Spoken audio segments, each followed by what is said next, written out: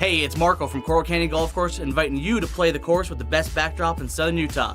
Make sure you get out and experience great golf for a great price at Coral Canyon. Visit coralcanyongolfcourse.com or call us at 435-688-1700 for your tee times.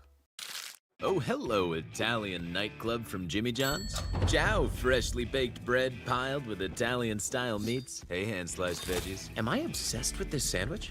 Yeah. So what if I am? Jimmy John's. Order online or on the app. Your child's sports journey starts with the City of St. George Recreation. From their first steps on the court or field to becoming a star player, our youth sports programs are here to develop talents and teamwork skills. So get out and play.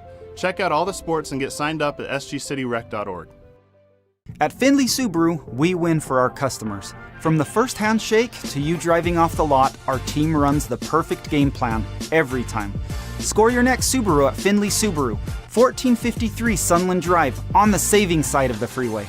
Hi there, Dr. Cody Johnson from Johnson Pediatric Dentistry. Just like any good sports team needs a game plan, your child's dental health needs one too. Call us or check us out online. Don't forget to ask for our new patient special. Johnson Pediatric Dentistry, keeping your kids' teeth in championship form.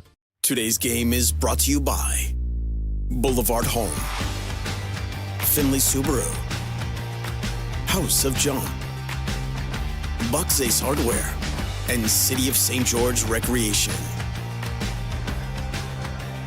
Welcome on into playoff basketball. It is Pineview High School hosting Green Canyon. The Wolves are in town here in southern Utah as they take on the number 2 Pineview Panthers. Welcome on in, everybody. Tonight's game brought to you by Boulevard Home, making your house a home for 51 years here in southern Utah. Caden Formaster, Paul Ratliff with you on the broadcast here this evening, and it is the final games in home sites as we are wrapping up the second round of basketball here in 4A before we make the trip to Ogden coming up next week. Paulie, we're in for a pretty good treat here as we've got two teams, I like to say kind of some OGs in 4A, as they've been two teams that have been holding down the fort with Region 9 and what used to be Region 10 and Region 11, of course. So we've got some teams that have seen each other a fair amount, with Green Canyon being a fairly new school. These two teams still face off quite a bit in different athletics. That's right, and I think a lot of our viewers that have watched a lot of Region 9 games this season probably know the Panthers well. They've seen the Stars, Schmidt, Ojegba, Ranson, and crew. But I think that not many of our viewers know about the Wolves. And they enter the pit tonight looking for an upset over the 2-seed Panthers. And Coach Logan Brown's squad has the pieces to make it competitive tonight, Caden. I mean, Gavin Crane is one guy he's the straw that stirs the drink for the Wolves, averaging just a tick off 20 points a game, 19.9. He's a 3-4 small forward, power forward, can score in a variety of ways. And the Panthers have to be cautious when he starts getting hot. The two other pieces that round out the triumvirate for the Wolves are shooting guard Gavin Erickson. He slices to the basket and can pop a three. And Carter Etherington, averaging 10 points, 9 rebounds. He's basically a walking double-double. So the post has to be patrolled tightly tonight for Pineview as well. But that's kind of up to speed, bring our viewers up to speed on the Green Canyon Wolves, our Region 9 viewers, that is. Absolutely. Yeah, these are, of course, as you mentioned, two teams playing some decent basketball. You talk about Green Canyon, and again, you have Gavin Crane averaging almost 20 points a game, which is phenomenal. Down low, Carter Etherington averaging around 56% from the floor, which is also an insanely good number. So this is a team that's actually seems to be fairly efficient on the scoring side of the ball. In overall score, they're 16-8. That's not a bad spot to be. Yeah. And when you look across the rest of the state of Utah in 4A specifically, 16-8 potentially gets you higher in the RPI if you're here in southern Utah. Not so necessarily as a Region 11 team, but that's still fairly good overall. I definitely think that there's a chance that Green Canyon coming into this game as the lower ranked team can still put up a solid fight against the Pineview Panthers. And yes, Pineview is ranked number 2, and they've played a really good season up to this point as well. Again, I just think that there is a really good matchup ahead of us tonight here at the pit. That's right, a really good grudge match. I think two really determined teams to make a run in this year's 4A state playoffs. And, the Pineview Panthers, the 2 seed, really did have a gauntlet of a schedule. Played Provo, played Bishop Corman in the non-region, really tested themselves to earn that 2 seed, even though they weren't the region champions. So they really did test themselves and play some tough teams throughout the non-region play, and I was impressed by that, and they carried that into the region season. We saw this team high flying. When they're running and gunning, they're one of the best offensive teams in the state, and I think they've got something in store for the home crowd tonight as we're starting to see the pit fill in as we get closer and closer to game time, only 5 minutes now. For sure. Taking a look at the schedule that Green Canyon brought in as well. I mean, you look at the preseason. They did play 3 Region 9 teams in preseason. Yeah. Crimson Cliffs, Desert Hills, Hurricane, 4 teams, and Dixie. The 3 numbers, what I was getting at here was it was 3 losses and only the 1 win against Desert Hills. Lost to Hurricane, lost to Dixie, lost to Crimson Cliffs. So they haven't had a ton of success against Region 9 this season. But that was preseason. That was early. Yeah. You know, things change over the year. And, you know, they've had some good games across the board. I mean, a close one with Ridgeline at the beginning of January, they lose by 3. You know, they've had their moments where they go out there and they score the basketball really well, scoring in the 70s. I mean, This is a team that can do that. They can score, they can hold, but it's about doing it with consistency. And I would say that the one thing that maybe is the Achilles heel of this Wolves team is the consistency hasn't been there this year. So it just depends on what they bring tonight. Are they going to bring their A game tonight? Are they going to step up? Because I think this is a team that could beat a lot of other really good teams in 4A. They just have to make sure that they're bringing that A game tonight. Otherwise, if we're seeing a team that we've seen at other moments throughout this year, you know, they might struggle. So, but I can say the same for Pineview as well. You know, Pineview's had their moments where they're bringing their A game and playing really well, some where they struggle. That's right. I mean, it's kind of Jekyll and Hyde with certain teams in high school. You know, you see the good side, you see the winning, the high-intensity play, and then there's mental lapses, there's effort concerns at times. But in the playoffs, you expect these guys to be going balls to the wall. This is for it all, the 4A state championship. You know, playoffs for all the marbles, and the Pineview band starting to chime in here, getting everyone fired up. I mean, we're getting closer to game time, and I can just feel the energy in the building. It feels like it's going to be a great one tonight. I think we're going to be on hand for a special game. Well, let's take a look at our keys to the game, brought to you by the City of St. George Recreation. And we start with the home team with Pineview. Yeah, we're going to start with run and gun. Get the points off turnovers and fast break points in bunches.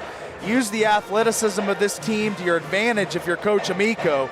Get these horses out and let them run. I think that's what you got to let them do in this type of game. Next key for them going to be clean the glass. Carter Etherington being one of the best rebounders in the state.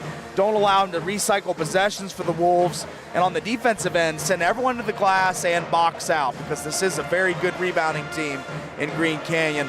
Last key, it's at the pit tonight, home court advantage. You got to get the crowd going, some dunks, some big plays, some big shots early just to get the crowd engaged, student section going. I think it's going to be a big night tonight for the Panthers, and we're just getting started here. We are just getting started, and we've got ourselves a fantastic game ahead of us. You know, we talk about the Green Canyon keys to the game. You see pace and space, and again, that's just moving the ball quickly, not letting Pineview get set in the offense as well. I mean, you really want to make sure that the defense is getting the hand in the passing lane and try to just move quickly, because if they get set, they can be dangerous. You want to make sure to control the pace to your game offensively. Then you say hand down, man down, right? It's all about like what you say, defense, lock it up, right? Yeah. And then we say Gavin's game. The reason we've got 2 Gavins on this roster, Gavin Crane and Gavin Erickson, both of which are your top 2 leading scorers for Green Canyon. So you expect to see, hopefully in their case, both of these guys playing a good game of basketball and scoring the ball well. So it's Gavin's game. You got 2 of them. So let's hope one of them is going to carry this team to a win tonight for the Wolves. That's what you're looking for there. Absolutely. Both those guys electric and score in a multitude of ways, and I think it's going to be fun to watch them play. So there you go. Keys to the game here with the City of St. George. Getting ready for the national anthem. We're going to step aside, take a break. When we come back, tip-off is coming at you here with the Fan Sports Network crew from Pineview High School. Hi there, Dr. Cody Johnson from Johnson Pediatric Dentistry. Just like any good sports team needs a game plan, your child's dental health needs one too. Call us or check us out online. Don't forget to ask for our new patient special. Johnson Pediatric Dentistry, keeping your kids' teeth in championship form. Oh, hello, Italian nightclub from Jimmy John's. Ciao, freshly baked bread piled with Italian-style meats. Hey, hand-sliced veggies. Am I obsessed with this sandwich? Yeah. So what if I am? Jimmy John's. Order online or on the app. At Great Harvest, we believe in crafting more than just bread. We provide crisp, garden-fresh salads and savory sandwiches. Everything from garden-fresh ingredients to our signature handcrafted bread. Our friendly staff will guide you to find a meal that will leave you craving seconds. At Great Harvest, we truly provide something for everyone. And don't forget our baked goods. Satisfy your sweet tooth and finish your meal with a brownie or cinnamon roll. Come visit us at Great Harvest. Create your own relaxing, comfortable space. Boulevard Home offers the guaranteed best prices on furniture, appliances, mattresses, and more. And buy with no interest financing. Shop Boulevard Home, because home is who we are. This cheesesteak is so freshly grilled, you can still hear it sizzling. I can hear it too. Me too. Actually, it's the Hello? Cheesesteak? grill. Grilled right in front of you. It's a Jersey Mike's thing. Aloha, sports fans. It's Boo Boo and Nick from Honolulu Grill. Come get a taste of the islands. Try our famous Kahlua pork or tender teriyaki chicken, and you'll love our mac salad and sweet sauce on your rice. Don't forget to try our original Kava 8 at Honolulu Grill. It's game time. Need an appliance or two? AWP's got you. Check out the remodeled expansive showroom, highlighting the Cafe series with colors like matte black, matte white, and modern glass. Make your kitchen stand out. Come see the local boys at AWP across the freeway from the Bloomington Walmart. You could wander around a warehouse store forever and never find the one thing that could make all the difference. A helpful face? Now that's something to consider. Everything your local Bucks A stands for is written on our faces. Welcoming, neighborly, knowledgeable. When you're in need of a helpful face, visit one of our 3 Southern Utah locations. From bold statements to subtle compliments, Wilkinson's House of Lighting will help you more fully enjoy all the different spaces in your home. Find us online at shopwilkinsons.com or come in and see what's new. 88 East, 1160 South, just off Main. Today's game is brought to you by Honolulu Grill, Wilkinson's House of Lighting, Appliance Wholesalers Plus, Everbowl, and Best Friends Animal Sanctuary. Welcome back on in, everybody. It's time for our Boulevard Home Game of the Week. Second round of the playoffs. Coming at us here from the pit, Pineview High School. And we've got our starting lineups as well for you. We start off with Green Canyon. Green River is a much smaller school, a 1A school for those of you who may be unfamiliar. Let's go Green Canyon. Starting lineup, we've got number 1, Gavin Crane, number 3, Gavin Erickson, number 11, Graydon Wheeler, number 32, Carter Perry, and number 44, Carter Etherington. Solid lineup. This is an easy starting lineup. You only have to know 3 names. Gavin, Graydon, and Carter. There's 2 Carters, 2 Gavins. It makes it real easy for us as announcers. It does. And really difficult for those of you at home if I just say a first name. Absolutely. Well, the lights go out. We play some AC/DC, Back in Black. The Pineview Panthers starting lineup coming at us here momentarily. First up, we've got senior Nate Tuller. He has been phenomenal this year as a guy that's just kind of settled into a role, right? That's right, playing a perfect glue guy role for this Panthers team. He's done everything, rebounding, scoring, assists, he does it all. Absolutely. So Nate Tuller, Caleb Schmidt,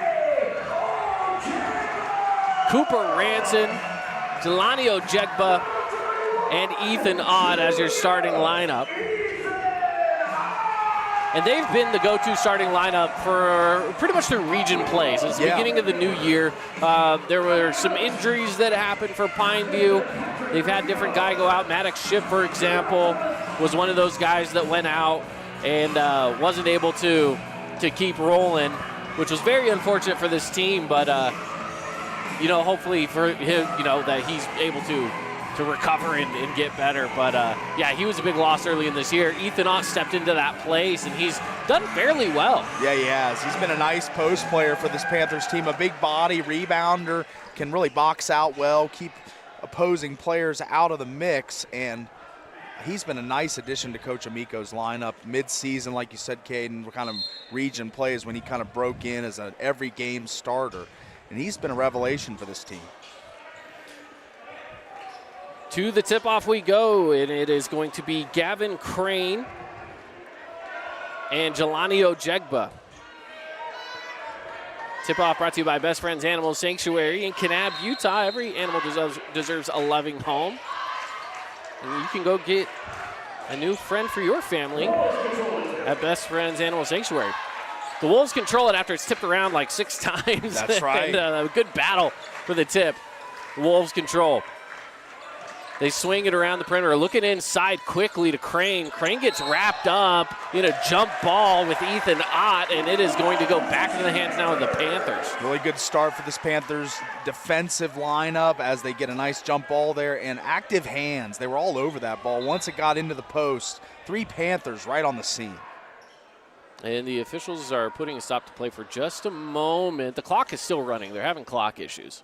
They can't get the clock to stop. There we go. The clock finally stopped. And there's now some adjustments. So now they got to go tell the clock operator what to put back on the clock. And I'm not sure how much time ticked off, but it couldn't have been more than 15 seconds or so. So I would say about 7:31. They're going to say it was 30.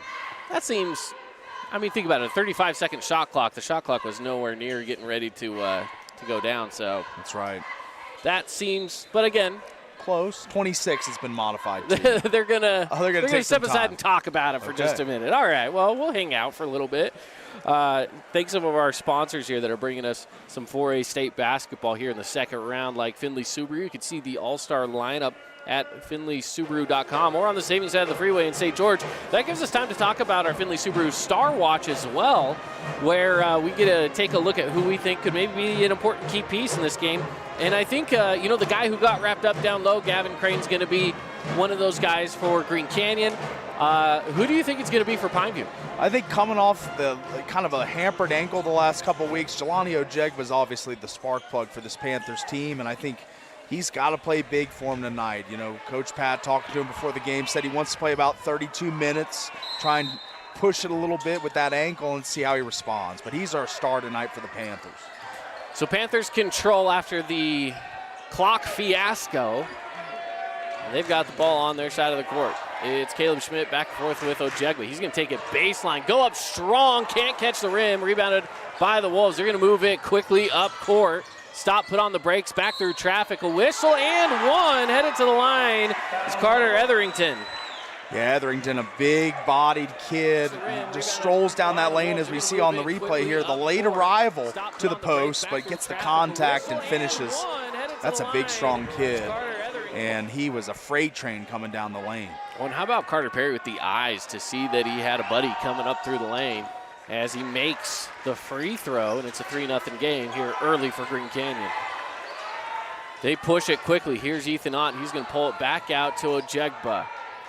The Wolves setting up in his zone defense. Ranson, he's a shooter, and he's going to let that one fly. It's tipped around, rebounded by Schmidt. And he gets it good off the glass for 2. One of our keys to the game pregame was clean the glass for the Panthers, and that was a great offensive rebounding exhibition there. Multiple Panthers in the area, and a putback gets them on the board.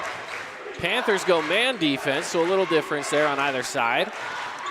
As it looks like the Wolves will swing it. And a 3 on the way, and it's good. Why not? Carter Perry. And that shot was given to Carter Perry. The defense was about 3 or 4 feet off of him, just allowing him to take that shot, and he knocked it down. Tueller brings it back up to Ranson. Some quick shots here from Green Canyon. They haven't missed. Looking inside of Schmidt, he'll back it out. Ott takes it on a drive, had some space off of his leg, out of bounds, Green Canyon ball. And you can kind of tell Pineview's had that break of having the bye and not playing in the first round of the playoffs, as they are a little rusty to start this game, I think. A little shake it off period here going on for Pineview. That's always a question when it comes to playoffs, and we see it maybe more so in football where, a week off is really 2 weeks without playing football, right? Yeah. In basketball, it can be the case too, is rest versus rust as they take the drive inside. Got wrapped up. There's no call. Tipped ball and rebounded to Ojegba. He's going to try to move quickly for the Panthers. Through and outside. Tuller swinging it wide open three straight away. Tuller with the nets on fire. Three-pointer. And there was nobody on Tuller, plenty of space to operate. He could have taken his time as he did there and not just knocked it. Confident stroke. And that's what Coach Amico loves to see, is confident shooters out there for these Panthers. Around the perimeter they go. Erickson kicks it out, goes back inside, lost the handle on it. Ojegba's going to steal it away. He's going to stop and pop. He's got space, and he's going to hit the nets on fire three-pointer. Transition, pull-up three. That's how you can tell this kid's feeling it and back in the mojo of being healthy once again as he knocks down a confident three there. Up top with it is Crane. Taking it again. He hit one before. Can't do it this time. Carter Perry. And another whistle down low. Great box out there. Oh, wow. Let's check it out on the replay here. Drew the foul. I like the shot, and it was just an over-the-back tip call. Yeah, they're going to give it. That's Graydon Wheeler picking up the foul. Full court pressure. And stolen away immediately. Erickson on the steal. And Ojegba's going to pick up a foul against Crane. You can see on the Holbrook asphalt replay. And that was just a heads-up steal. I think Ojegba wasn't ready for that pass to come into him. Yeah, kind of a little early for the pass. He was kind of looking down court, surveying, and wasn't really expecting it, I think. I think you're right, Cade. Can't get the free throw to go. Paulie, you and I were putting up some shots pregame, okay? The gym was empty when we showed up to set up. Paulie and I were putting up shots, and we were rim rattling like that a lot. We couldn't get it to drop, but you know what? We were rattling that rim quite a lot. Rim's unforgiving here. Iron unkind here at That's exactly right. That is exactly right. Now, it could just be us. It could be us. That's down low. It's Ethan Ott getting the pass, putting up the two. Beautiful assist from Jelani Ojegba to find Ethan Ott. That was a nice passing play that ended in an easy lay-in. Now it's the Wolves. Perry back and forth. A lot of space for him. Swings it, step back, corner three, no good off the hand of Wheeler, and Ojegba pushes it quickly up top to Tuller. Tuller's going to slow it down, and Ojegba will take it on the drive, kick it into the corner. Schmidt, he'll take that three, and he'll hit that three. The net's on fire, three-pointer, Caleb Schmidt. Threes are raining down here at the pit early in this one. Pineview is shaking off that rust, and here they go. 13-7 with 3:51 left as the Pineview Panthers lead. On the drive inside, Crane, he'll stop and pop. Can't get that to fall. Tipped up, tipped again into the hands of Erickson. Erickson kicks it out. Perry looking inside, kicks it back to Crane, now back to Perry again. Crane controls. They got a fresh shot clock off the offensive rebound, so they've got plenty of time as Crane's going to drive inside, tipped around, on the ground, ball, bodies, everything's on the ground. We got a jump ball. These Panthers are going for it tonight here at the pit. Crowd energy is really vibing with the team right now as the defensive intensity's clicked up a couple notches here. Ethan Ott getting his hand in there and stripping it away. That was a big play. And now with the possession arrow pointing to the Wolves. Let's see what they can do on another offensive stance here. 10 on the shot clock. They go inside. Backing it out is Etherington. He lost it into the hands of Ranson. Ranson goes up court to Ott. It's tipped away. It's going to be out of bounds. Panther ball down low. Great. Just collapsed down there by Schmidt as he just swiped at the ball and caused that run out. Obviously doesn't end in 2 points, but still possession for the Panthers. So overall, really positive play defensively. Ott takes the inbound, swings it up top to Ranson. Ranson finds help from Schmidt. Schmidt's going to take it. And he's going to hit again. Man, Caleb Schmidt, he's given him too much room. That's two quick ones for Caleb Schmidt as he now has 8 points. The crowd's of the on 16. fire. Rightly so, as none of those shots even hit rim. They were just straight through the net. Beautiful shots. Let's take a quick look here. See again, he's given Schmidt 4 feet of space right there. You got to give him 1 foot. You can't give him anything. That's right. Because he is a shooter, and that's one thing I'll say about this Pineview Panther team. 4 of the 5 guys in the starting lineup can hit that 3 fairly efficiently enough that you do not want to leave him open. That's right. Yeah, the Pineview offense is predicated around fast break points and 3-point shots. So they're doing a little bit of both early on in this game. So they're really playing into the rhythm of what they want. The tempo of this game greatly favors the Panthers early in this one. Today's game brought to you by Mountain Mike's Pizza in Hurricane. They're supporting local legends. Our latest from Crimson Cliffs girls team, Josie Myers. Yes. Is the mountain mover of the week. Around the perimeter. Hand off to Crane, and it's a travel. Let's check this out. Carter Etherington picked up for the travel. He gets the ball here at the top of the key. Hand off to Crane. Or did they give it to Crane? I think they called it on Crane there. I think they called it on Crane on the pickup. Took too many steps as he was trying to control.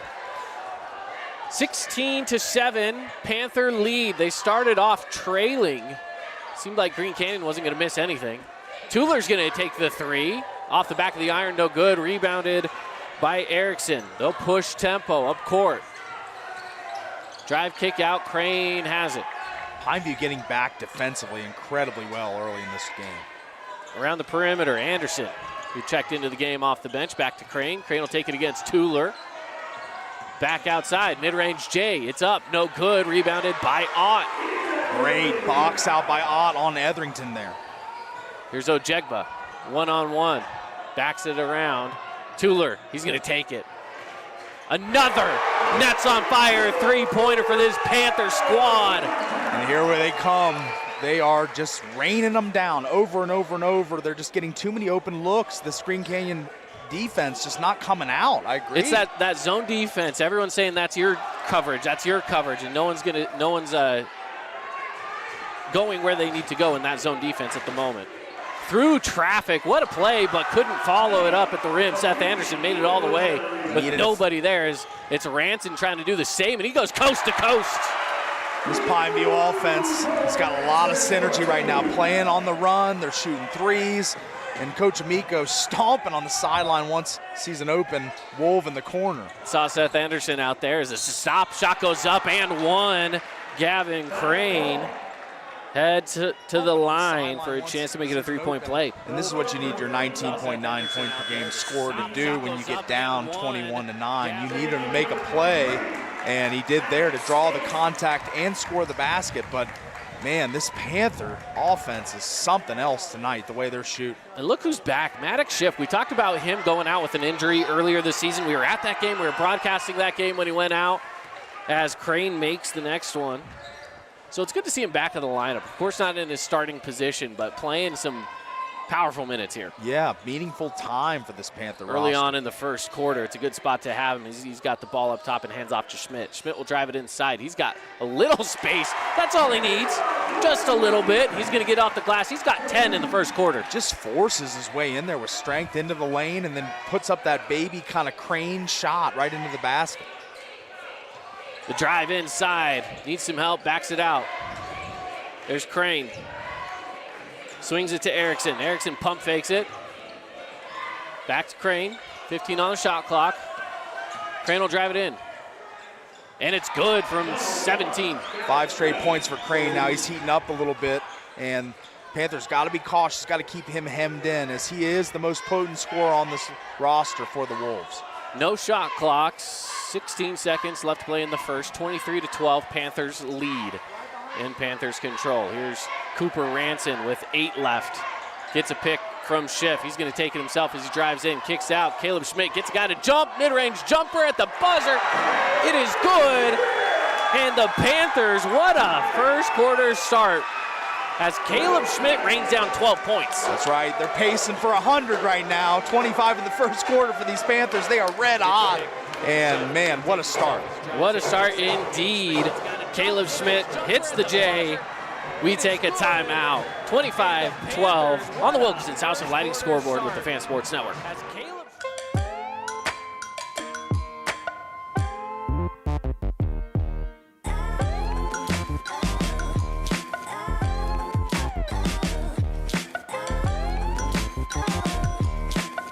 Flynn Group plays to win. From commercial to residential projects, we deliver the total building envelope.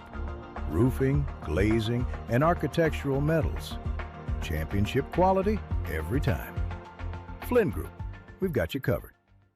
At Grass Creek Construction, they put their heart and integrity into every build. Their team is committed to delivering top-quality commercial projects that stand out. Integrity is their competitive edge. Building with passion, building with purpose, proud sponsor of local sports. Asphalt, we don't often think about it, but we use it every single day.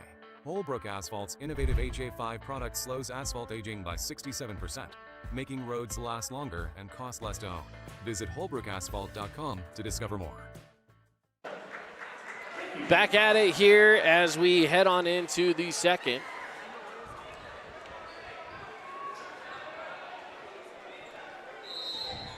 And it's going to be Panther basketball to start. After they go and put up 25 in the first, they get another chance here to get things rolling as it's tipped away almost immediately. And it goes out of bounds off the hand of the Panthers, so it's going to be Wolves ball now with only just 7 seconds ticking off the clock. The Wolves a little upset with how they played in the first half defensively, so there to start the second quarter with a steal, good start and upward momentum for this Wolves team. Erickson kicks it. It's Crane now in control into the corner. Wheeler down low, and it's blocked away. Are they going to give it the block? They will call it a block, no foul. Carter Etherington took it down low, couldn't finish. With Jelani Ojegba coming in hot. Yes, Etherington a distinct size advantage on the Panthers tonight, but they've done a really good job controlling him thus far. Swinging it. Here's Crane. He'll take it baseline. Goes up strong. Good move, but couldn't finish. An offensive board keeps it with the Wolves. Great challenge by Ojegba. And Wheeler will get a shot clock violation. And that's a tough position to be in if you're Wheeler. The ball gets kicked out to you. The ball never touched the rim. Maybe you didn't notice that, but he's thinking, hey, we got to reset this offense a little bit. Nope, you have no time. And it's Pineview Panther basketball. So 2 quick turnovers here, one from Pineview, one from Green Canyon, and we continue on. Same score as we had when we finished the first quarter. Ranson will bring it up. Full court pressure coming at him. Should say about 3/4 pressure. Schmidt finds Ojegba. They'll kick it out. Here's Ranson. Keeping it with the 2-3 zone for the Wolves. They go into Schiff. Schiff gets it to Schmidt. Schmidt trying to take a baseline. There's nothing there. He'll hand off to Tuller. 8 on the shot clock. They got to move. Tuller on the drive inside. He'll get blocked. And he'll steal it right back. Tries to go all the way in against the big man and draws a foul. Nate Tuller headed to the line. What an individual effort this was as this shot gets denied, but Etherington here going to throw kind of a haphazard pass with Tuller right in the neighborhood, and then he's going to draw the foul on him. So Tuller at the line to shoot 2.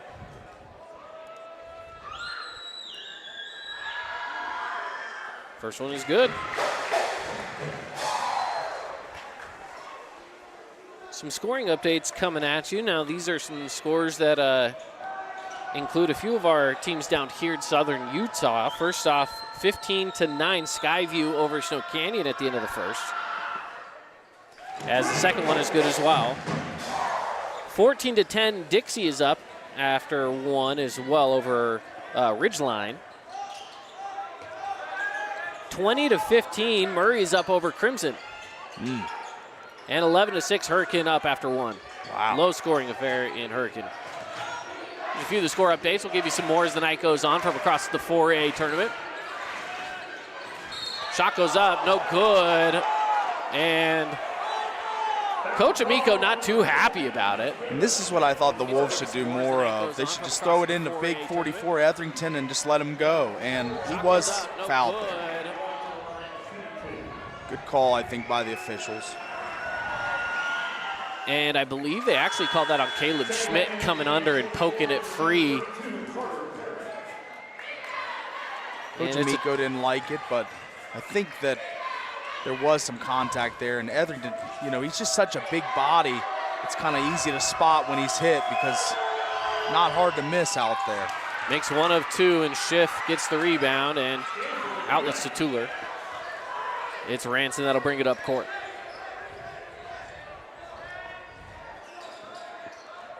Here's Tuller. He'll stop and try to create some space. Ojegba back and forth.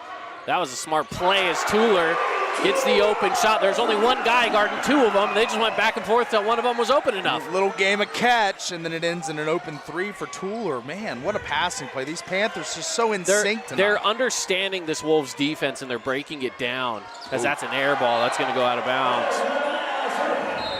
Draw some chants from the crowd. They'll let him know. But this is where I want to see Green Canyon try to switch it up or something. You know, they are playing this zone defense, which, you know, historically actually has been fairly effective for other opponents against Pineview. But the execution hasn't quite been there for them yet. So I want to see them try to start executing that a little better and cut away at this lead that Pineview's been able to gain here, 30-13. Cooper Ranson travels. And the Wolves got moving a little bit there. Gambling a little bit on. The reason the zone has worked against Pineview throughout this year is they get out a little quicker. The closeouts better on the perimeter. Tonight, the Panthers have had a lot of space behind the three-point line to knock down open threes, which are a lot of their scoring tonight. And that's where a lot of their scoring comes from in general, right? Yeah. Around the perimeter they go, looking inside, goes back up top instead. Inside, it's poked away by Ojegba, and Erickson's there to control. Gavin Erickson, they kick it around the perimeter. Up top, Perry goes back inside, Etherington. And he scoops it up with the left hand. And Coach Amico wanted a travel call. And that's the mismatch that the Wolves have tonight, is the size of Etherington. Jelani will take it baseline, kicks it back out. Tuller, he's been on fire from three. Can't hit that one. And it's Crane that brings in the rebound. Gavin Crane brings it up. He'll stop, looks for help, finds Etherington. And he'll kick out to Perry, back to Crane. Crane steps inside. And he'll hit the mid-range J. Gavin Crane. Etherington kind of making a little screen for Crane there, not allowing the defenders to get out for the Panthers. And it was, I don't necessarily want to call it a moving screen. He was slowly walking to his position on the block, and Carter was just following him along as there's a timeout taken, and Cooper Ranson got locked up. Seeing the Wolves pick up the intensity quite a little bit the last 4 minute stretch here, so this has been a nice effort here and punch back in this heavyweight battle. This timeout break is brought to you by Udy and Associates. Get great rates on home, auto, life insurance. Call Luke Udy, see how much you could save, 435-251-9102. So this Green Canyon team starting to make a little bit of a turnaround here. I mean, it's even through the second quarter, 5-5 as far as scoring is concerned. Pineview still leads 30-17, but they have been fairly quiet here in the last little bit of the second quarter. Trending towards 100, probably not. They were 25 at the end of the first quarter, and we're halfway through the second and only 5 points scored here so far. So pace definitely, the scoring pace definitely slowed down. We probably won't get 100 points. Pace is slow. But this pace plays into the Wolves' favor. The slow, long possessions where Pineview's got to run good offensive sets. This is what they want. And it's Ranson going into Ojegba. Tried to thread the needle, but there was nothing there on that pass. Crane.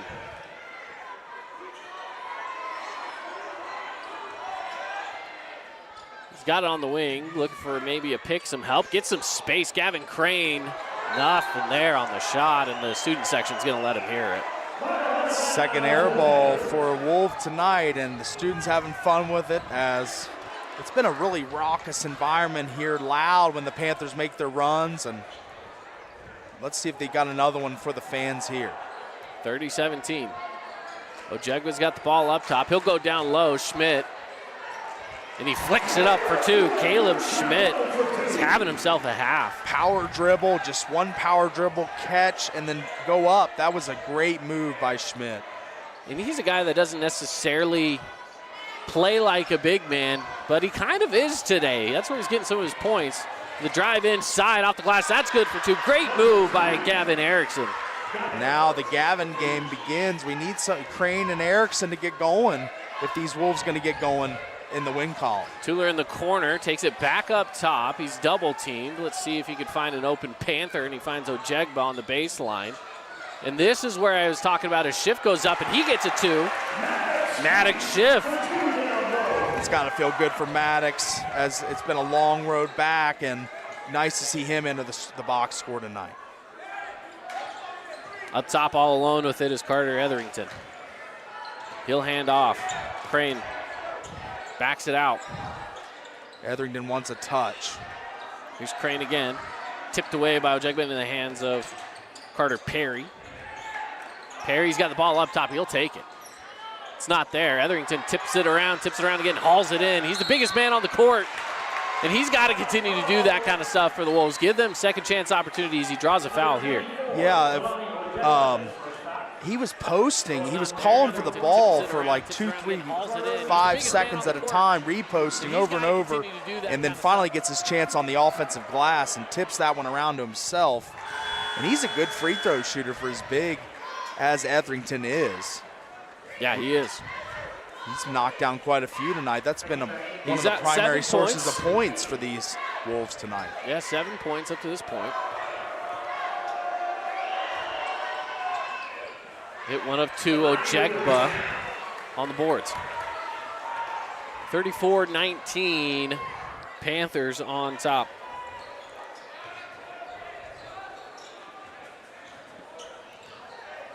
It's Tuller in control of it with 2 minutes left to play. And it's tipped away, but into the hands of Schmidt. The Panthers continue on. Kick out. Ranson, step back, quick shot 3, no good.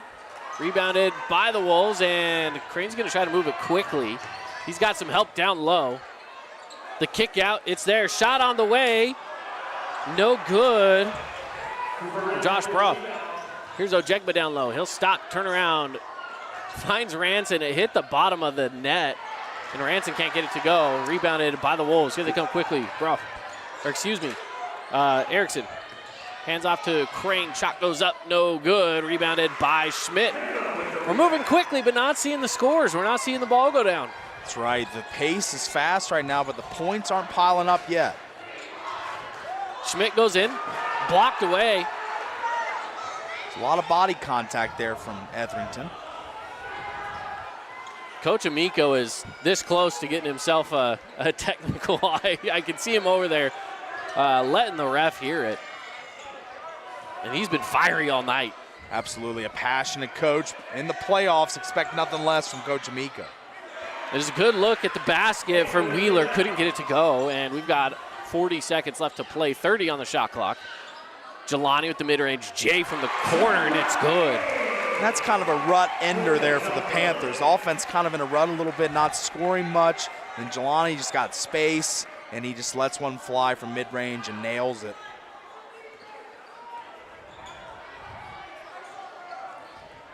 Well, they'll wait for one final shot. The Wolves with the ball up top at the logo. Handoff, rough, around to Crane. Drives it inside against Schiff. Tipped up and rebounded by Tuller. Hill outlet. He's got 3 on the clock. He's going to go for a shot. Running 3, no good. And that'll send it to the half. The Panthers up 16 over Green Canyon. Coming up, we've got the Great Harvest Bread Company halftime show, so stick around. We'll be breaking down the first half, looking at some scores across 4A, and, of course, looking forward to the second half of basketball. That's all coming up for you here on the halftime show. Till then, we will take a break. Pineview leads 36-20 on the Wilkinson's House Lighting scoreboard inside of our Boulevard Home Game of the Week. Asphalt, we don't often think about it, but we use it every single day. Holbrook Asphalt's innovative HA5 product slows asphalt aging by 67%, making roads last longer and cost less to own. Visit holbrookasphalt.com to discover more. We Win Injury Law was launched with a desire to help people win the cases that they can't win on their own. Hiring a personal injury lawyer who knows what to do is key to getting everything they deserve as a result of that wrong. Fabulous Freddy's is the locals' choice for a full-service car wash. It's fast. Have your car washed in just 20 minutes or less. Fabulous Freddy's always keeps it clean inside and out with 2 Southern Utah locations as well as in Vegas, Lehigh, and Sandy. From bold statements to subtle compliments, Wilkinson's House of Lighting will help you more fully enjoy all the different spaces in your home. Find us online at shopwilkinsons.com or come in and see what's new. 88 East, 1160 South, just off Main. Hey, have you tried the St. George Stretch Lab? It'll help boost your athletic performance, help you feel less restricted in your movements, knock out those nagging aches and pains, and melt away your stress. Right now at the St. George Stretch Lab, get an intro stretch for just $39. That's $30 off. Mention keyword radio. Everest, K2, and now the Mountain by Mountain Mike's Pizza. The mountain-sized pizza is a massive 20 inches wide, delivering 20 slices and a mountain of toppings. Order yours now by using our mobile app. Flynn Group plays to win. From commercial to residential projects, we deliver the total building envelope. Roofing, glazing, and architectural metals. Championship quality every time. Flynn Group, we've got you covered.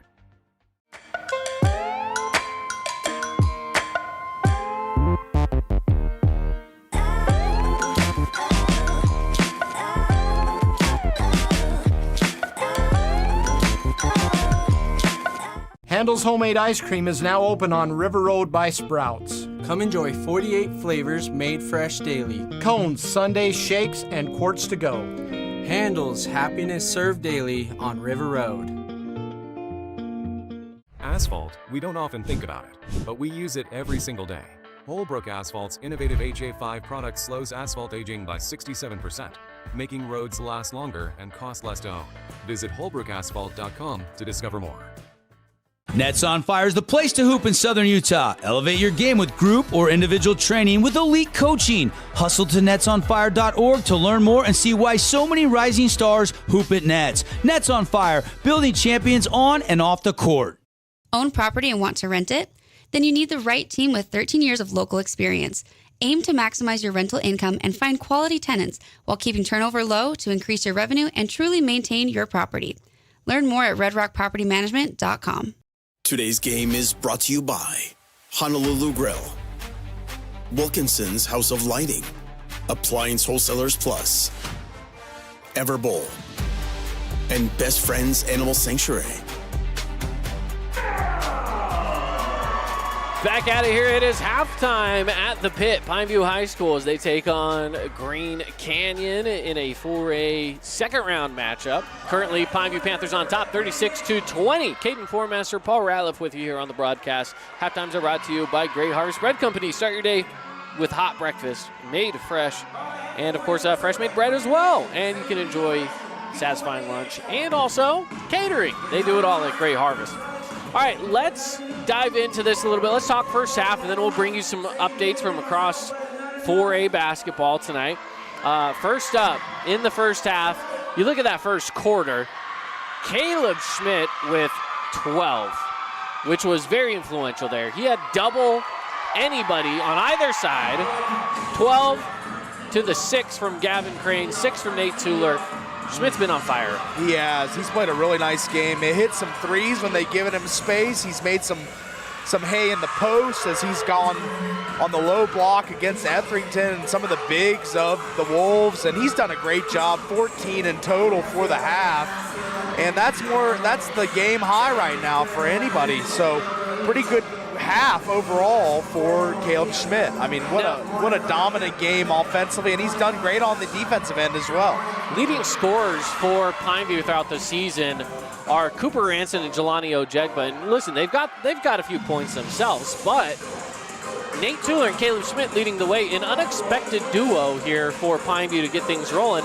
And I say unexpected, but again, I would say that this is a starting lineup that could just about best anybody in the entire state with how great of shooting they have. So even though those are the leaders, they do know that they can still rely on Caleb Schmidt and Nate Tuller to get it done. Tuller with 3 threes. He has been lighting it up. Schmidt with a couple. Jelani's got one.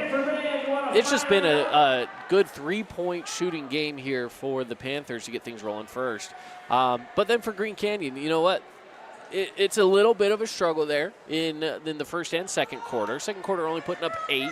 They did hold Pineview to 11, so I'll give them credit on that. Sure. But, I mean, outside of that, what are your other thoughts here on the first half? Yeah, for the Wolves, I mean, it's kind of the two-man game of Crane and Etherington tonight, 8 and 7 respectively. Those are their top scores, and I think those are who they're going to lean on in the second half to try and draw closer to the Panthers in this one. As far as Pineview goes, super balanced. It just feels like the threes are absolutely locked in, dialed in tonight from the perimeter. And this team is a good perimeter shooting team pretty much all year. But as we see some of the first half highlights, that's too much space. Too much space for somebody as good of a shooter. And, the Panthers all across the board great shooters. So it's just like a bad defensive concept, I think, doing the zone, as we see another one here where it's just easing off of Caleb Schmidt and he's just going to knock it down. And again, it's hard because you have no true big man on this team. Ethan Ott kind of plays that position, but you look at that last play, and if we can get a replay of it one more time, I want to break it down for you for just a second here and see why Caleb Schmidt's raining down some shots. He gets this mismatch. Look who's guarding him. It's the big man, okay? Yes. So he's got Etherington out there on him, and he's trying to sag back because that's what he's used to. He's used to playing big man defense. He's not used to necessarily guarding a guy like Caleb Schmidt who can go out there and of course, get that kind of a shot off and score on you that easily. You give him 3 feet of space, he's going to knock it down. So kind of interesting. That's kind of how the first half has gone, is it's just been a breakdown of the defense from the Pineview Panther offense as they've been able to go off and score. It's been a masterclass in some ways. Yeah, I would agree. I mean, just the way that this game has played out is exactly into Pineview's hands. They've gotten a lot of fast break points, a lot of points off turnovers. They've hit their threes. It kind of is the blueprint for Coach Amico to win a game, is the way they're playing right now with 36 points at the half. Taking a look at some of the scoring updates coming at you as well. Scoring updates are here again. We've got a lot of these from Region 9 schools here. I'd love to see if we can get some from across all of the state of Utah, but as of right now, we've got Dixie up at the half, 30-18. So that's how the Flyers are doing at the moment, and that's over Ridgeline. So a good lead, 12-point lead right now for the Flyers over one of the tougher teams as well in the state in Ridgeline. Skyview right now, fantastic first half, shutting Snow Canyon down. Snow Canyon offense cannot get rolling. They only have 11 points in the half, 32-11. Now, expect Reggie Mackey to probably go off here at some point for the Snow Canyon Warriors and maybe try to make a little bit closer game out of it, but that's a fantastic lead as they lead 21 at the half over Snow Canyon. That might be too far gone for the Warriors to come back from, but never say never, I guess. That's right. Warriors going to need some turnovers, some points off turnovers in a bad way in the second half, as they kind of started slow against Cedar, the game we called, and it kind of took a late surge to win that one. So Snow Canyon going to need another late surge to win this game this week or tonight. Last that I saw from the game over at Crimson Cliffs High School, tied up at 28 apiece. Crimson Cliffs and Murray, as they are just seconds away from the end of the half. And it looks like that will be the end of the half, is again 28 up. So tied score over there. And again, this has been a phenomenal first half of basketball here. We're going to step aside, take a quick break. When we come back, second half of play for you here on the Fan Sports Network in your Boulevard Home Game of the Week. Nets on Fire is the place to hoop in Southern Utah. Elevate your game with group or individual training with elite coaching. Hustle to netsonfire.org to learn more and see why so many rising stars hoop at Nets. Nets on Fire, building champions on and off the court. Your child's sports journey starts with the City of St. George Recreation. From their first steps on the court or field to becoming a star player, our youth sports programs are here to develop talents and teamwork skills. So get out and play. Check out all the sports and get signed up at sgcityrec.org. At Grass Creek Construction, they put their heart and integrity into every build. Their team is committed to delivering top-quality commercial projects that stand out. Integrity is their competitive edge. Building with passion, building with purpose, proud sponsor of local sports. This cheesesteak is so freshly grilled, you could still hear it sizzling. I can hear it too. Me too. Actually, it's the Oh, cheesesteak? grill. Grilled right in front of you. It's a Jersey Mike's thing. We're looking for our Jersey Mike's sub of the game. Someone coming off the bench who's going to bring in some impactful minutes, and that could be on, of course, either side, either team, as it's going to be the Wolves to get things rolling here in the third quarter. Erickson will start off with it. He hands off to Crane. Crane's going to take it off of a pick and send it around the perimeter. Here's Perry. Perry will take that shot, but he's not doing it consistently. He hit one in the first quarter. He did hit one. He hit the first one he shot, tried again and missed that one. See if he's going to get another one here. Crane will take that one off the side of the rim and rebound into the hands of Ethan Ott. Ott's done a good job with Carter Etherington on his back all night, boxing him out, getting those rebounds for the Panthers. Ojegba, ball up top, picked up by Crane.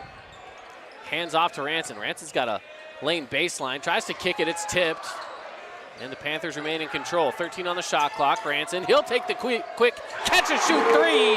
Cooper Ranson with the nets on fire, three-pointer. The Panthers' volcanic heat from outside continues to surge here. They just can't miss from the outside. There's Etherington. And Etherington gets another bucket, and he's got himself 9 points already. Etherington's been pretty good down low, but again, it's because I think Pineview doesn't have the size to really match up all that well against him. He's just a man among boys out there as it's off the mark, and Ethan Ott goes high for the rebound. Ojegba through traffic, gets a bump, no call. And here come the Wolves into the corner, three on the way, no good, tipped again, and back into the hands as Perry goes down low, missed shot there, and offensive rebounds are the Wolves' friends on that play. That's right, Ott can only do so much. He's locking horns down low with Etherington not really able to shake free. Tueler's going to take it all the way through some traffic, and Ethan Ott up and under. There he is, a little defensive breakdown by him on one end, but he makes up for it on the other end with a lay-in. Nice play by Ott there. Three on the way, off the back of the iron, and there's a whistle. Foul down low.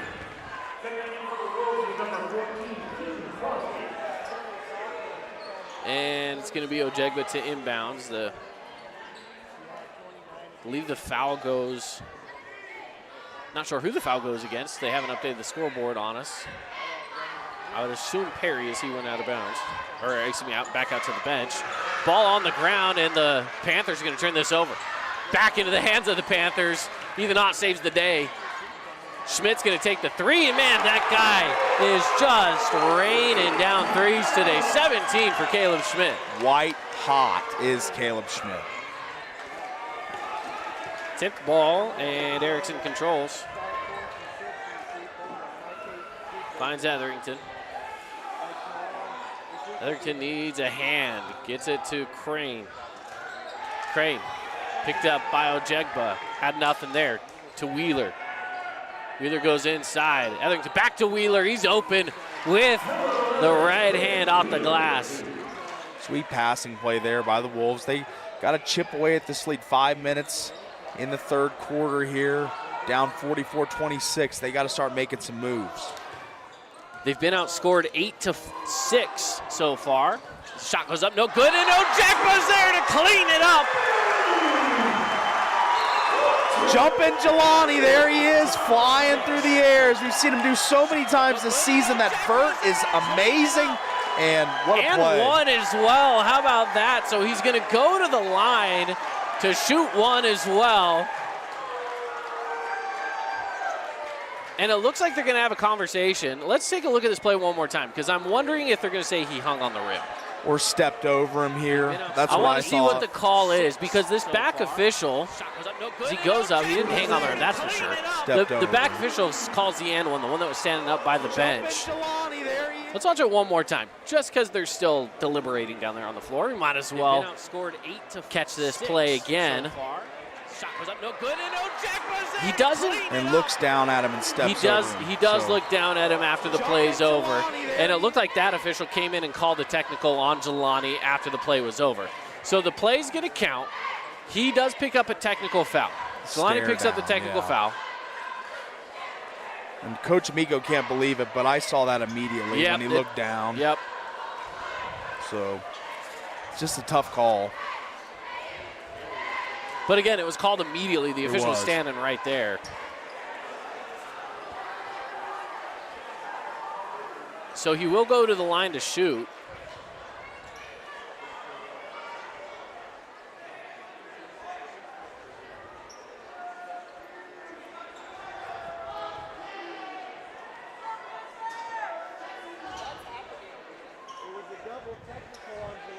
So they called a double technical, so it's offsetting, so no one's going to shoot anything. Just Jelani's going to go to the line. Coach Amico still wants further explanation. And yeah, he's trying to get it over there. Seems as if they're finally going to play on here. Is Ojegba going to shoot free throws? As Jelani, good free throw shooter throughout this season, and that one's off. Not there, so we play on with a couple of technical fouls issued, and again, it goes to both sides. And I don't know if it was because one of the Wolves said something to Jelani. Jelani's makes sense. He did step over and stared down. I don't know where the technical foul came in from the Wolves side, I'll be honest. Yeah, into the corner, point. And back around they go. And not that this game's been chippy by any means. It was just the heat of the moment of just that play. Just a big play. And it's a big three here from Gavin Erickson. Gavin's got to start chiming in more here if the Wolves are to make this comeback. Chip, chip, chip away here. 4 minutes and 12 seconds left in the third. Got to stop the bleeding on the offensive end, as they're not going to do it here, as that's a foul. Going to send Caleb Schmidt to the line, who has really been in the zone tonight offensively, hitting threes in the low block. Everywhere, really, mid-range shots. It's just been a monster for this Panther team. Makes the first. Free throws brought to you by Fabulous Freddy's. And Caleb Schmidt with 18 tonight. He has been fantastic. Stats are brought to you as well by Scooter's Coffee in Hurricane. Second is good.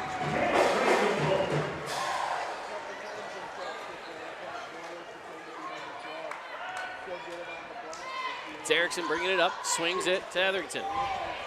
Looking for some help, finds it. Crane, and it's a foul that's going to go against Ethan Ott. Big screen there by Etherington, freed up Crane and would have had a nice look, but foul call before, going to put the Wolves under the baseline, or behind the, under the baseline, under the hoop, I should say, inbounding here.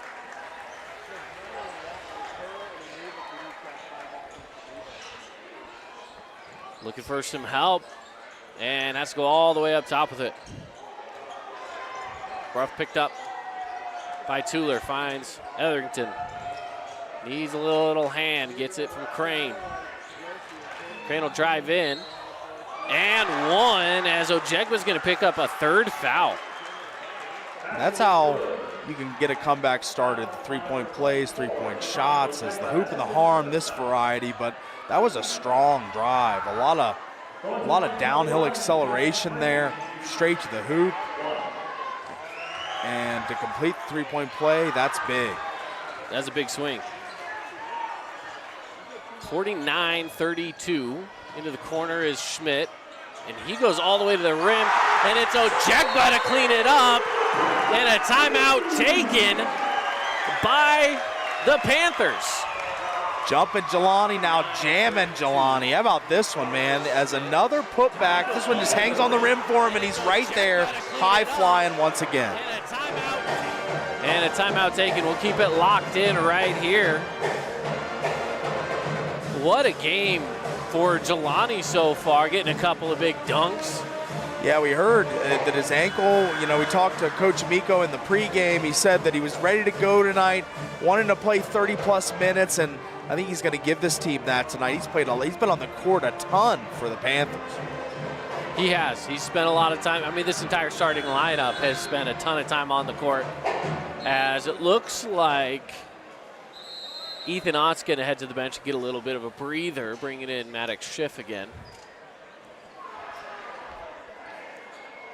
And they'll keep Etherington out on the court as well. So we'll keep one starter versus one guy off the bench at the moment. Bringing it up court's going to be Erickson. 5 points on the night for number 3. Ruff back to Etherington.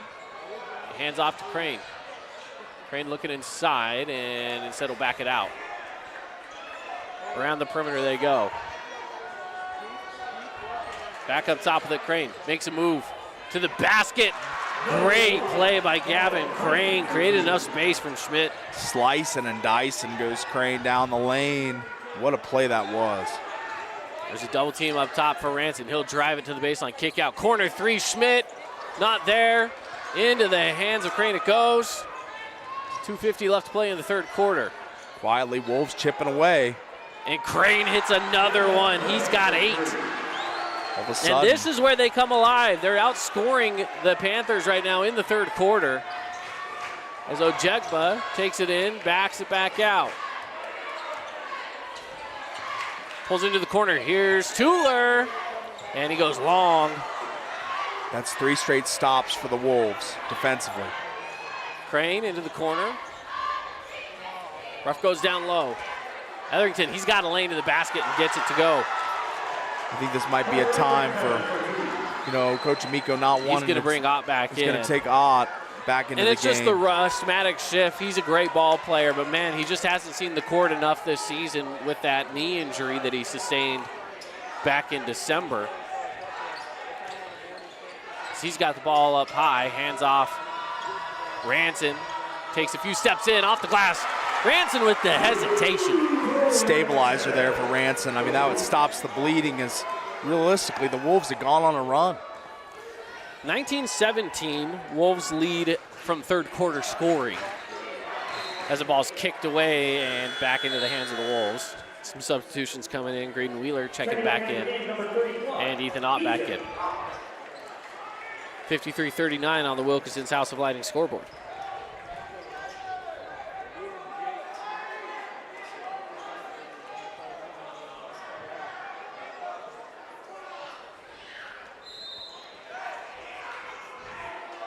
Pass goes in.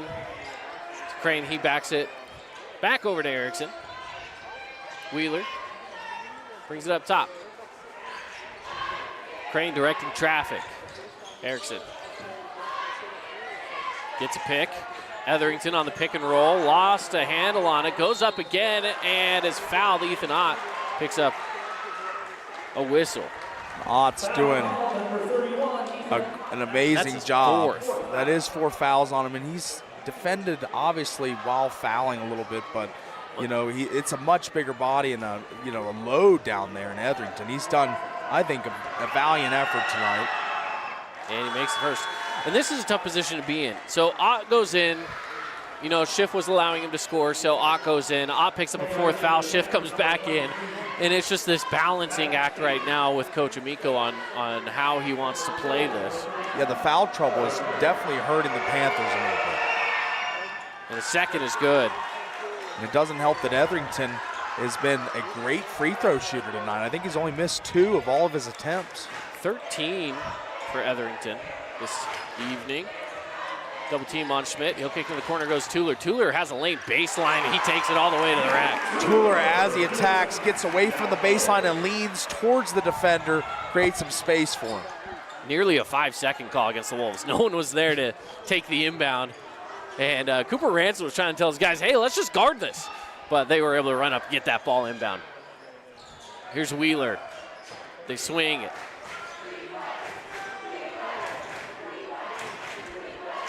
Perry back into the corner to Wheeler. Wheeler take it baseline against Schmidt, and a bump and 1. Wheeler lets out an emphatic fist pump there as he knows that this game has been shaved to 12 and could be 11 pending this free throw, as that's one of the bigger plays in this game for the Wolves. Could be a momentum shifter late in this one. Is now to complete the 3-point play. Shots up and away, and rims out. Can't hit. So we play on.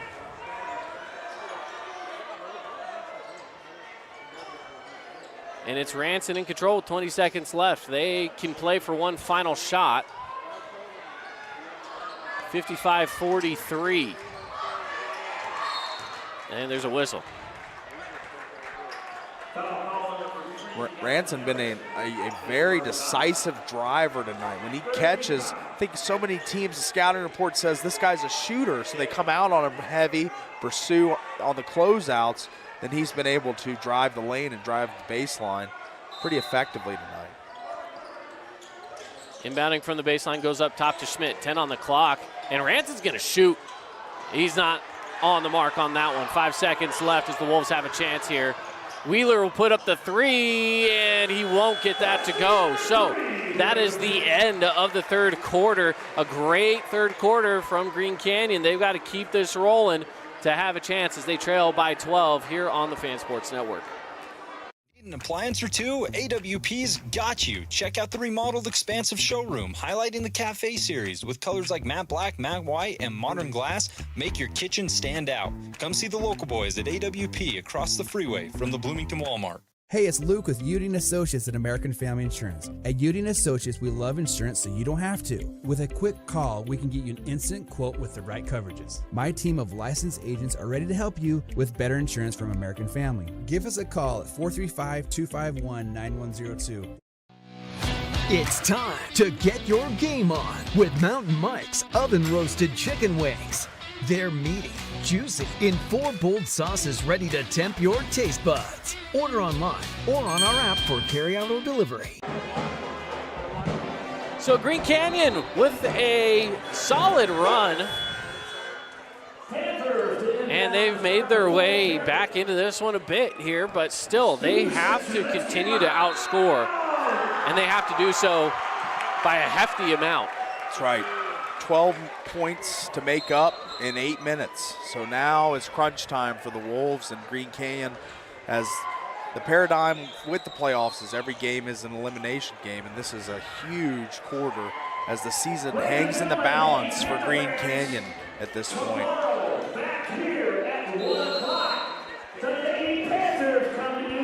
Pineview gets the ball to get things started.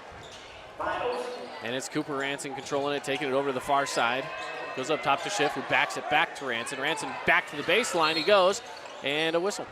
Push away from the ball, that's gonna keep it down low with Pineview. And hey, you know what, these early fouls, for whichever team gets them, in this case Pineview was able to draw it, could send you to the line really early here in the fourth quarter. They just need those 5 fouls as Tuller will take the inbound. And he'll drive it, stop, puts up shot, no good. And he's got a chance to get that rebound, and he does. He was trying to call a timeout. I don't know if they'll give him the timeout or they'll go jump ball. So that'll get it back into the hands of Green Canyon. A lot of contact, but the jump ball called and headed the Wolves' way, and now 12 points, the mission to chip away at and have a puncher's chance at the end of this game. Perry on the right side brings it back up top. Gets it to Crane. Crane gets some space, picked up by Ojegba, and Ojegba taps it away. Wheeler's there to clean it up into the corner. Perry's wide open, he'll take it. Off the mark, and a moment for the crowd to let him hear it. That shot's been given to Wheeler all night tonight. He made the first one, but he has not made one since and been a little hesitant to shoot it, but so open that time and just unable to connect. You know, corner threes for a lot of shooters can be intimidating because there is no backboard. There's nothing there to help you out. Absolutely. Depth perception, tough, of course. Ranson in control, finds Schiff. Schiff dribbles it over. Needs help, backs it out to Tuller. 13 on the shot clock for the Panthers with 6:50 left to play. They got to move, and they do. Tuller's going to drive it in. Off the glass, and one.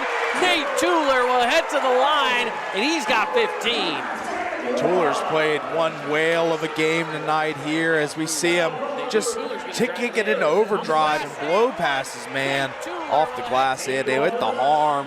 Now to complete the three-point play, bump this lead up, back up to 15.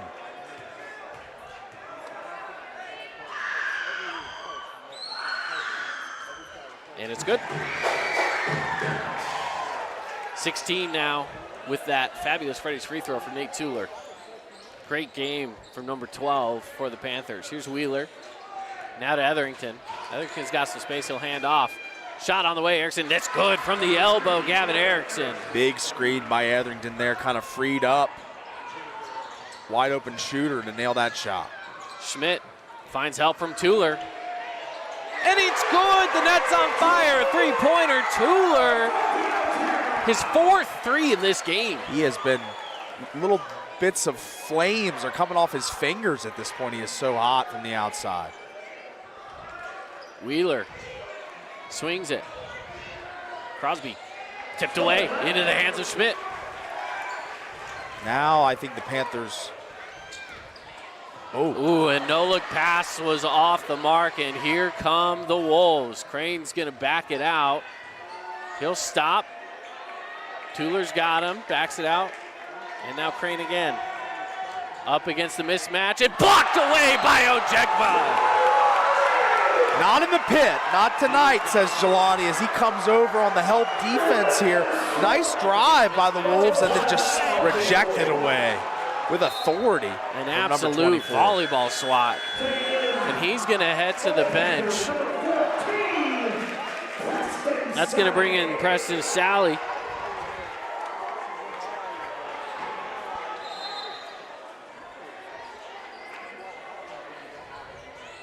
And he's going to get worked on real quick. Looks like he's trying to stretch out after that big jump to Ojegba on the bench. That one's blocked away by Ranson, and it will stay down with the Wolves. Yeah, Ojegba cramping up a little bit. Not that that will be a huge deal for the Panthers, but something to keep an eye on. Erickson to inbound, sends it up top to Etherington. Crosby needs some help. Erickson, jab step. Swings it to Crane. Crane's got 5. He's got to move up against Schiff. Airballed it. They have a shot clock violation. His foot was on the line anyway. Out of bounds no matter what. It's a turnover. Great defensive series for the Panthers. Just cutting off all the driving lanes, the passes, active hands in these passing lanes. Like, there's just nowhere to go. Ranson will take the inbound. He'll be picked up quickly by Wheeler. And heads it to Ojegba, who checked back into this game. Here's Schmidt. Finds Ojegba again. Backing up Crosby. Tueler's out there. He wants it. He wants another chance and another 3.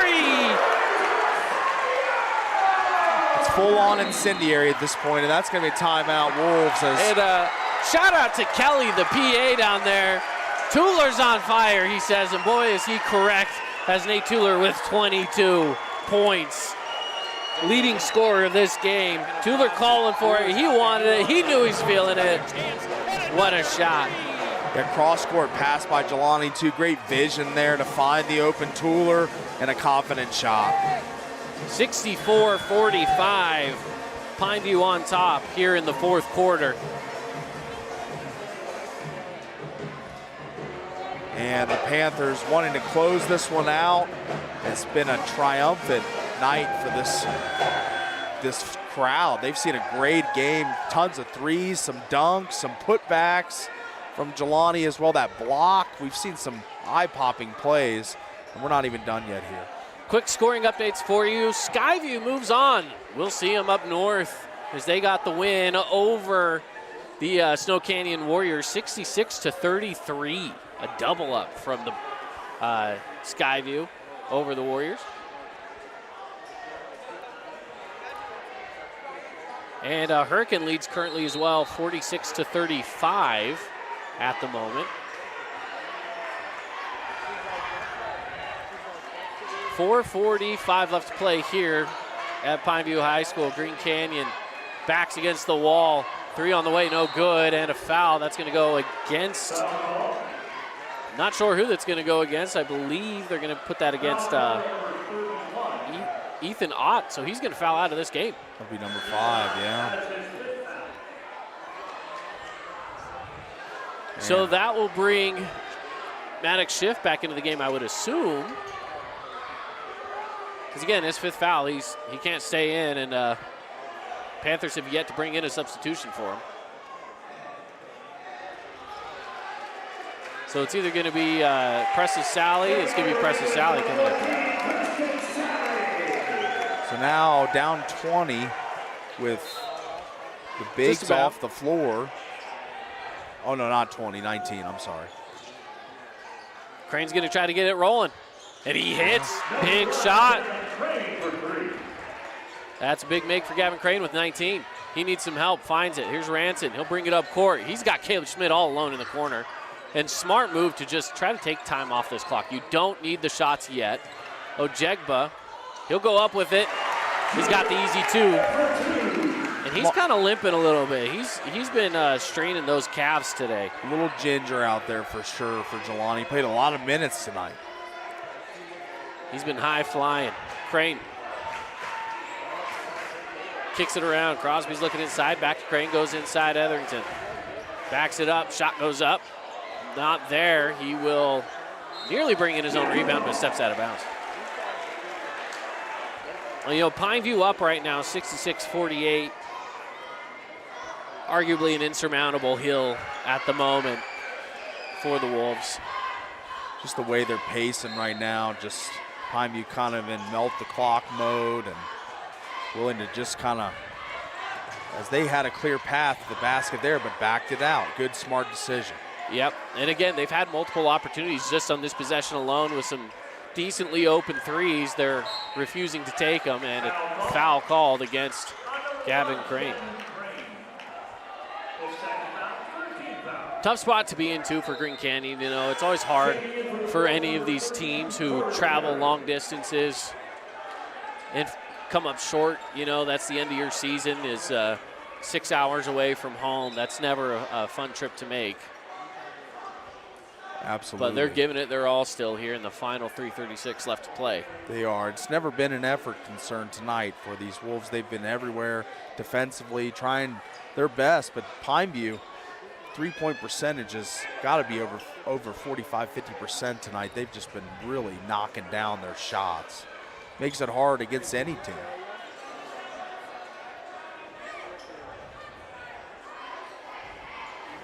Now there's a review at the scores table. The official taking a little bit of time here. And I'm not exactly sure, but the officials have told the teams to go to their benches. Yep. A little review or conversation at least. So the officials will gather. We'll hang out for a minute as they figure out exactly what it was. I'm not exactly sure what the call is here on what's gone on, but they've been chatting for a long time. Is this another potential discussion for something that they saw maybe? Yeah, and I'm not sure. Between the plays, or not quite sure. Been a long deliberation though. Long indeed.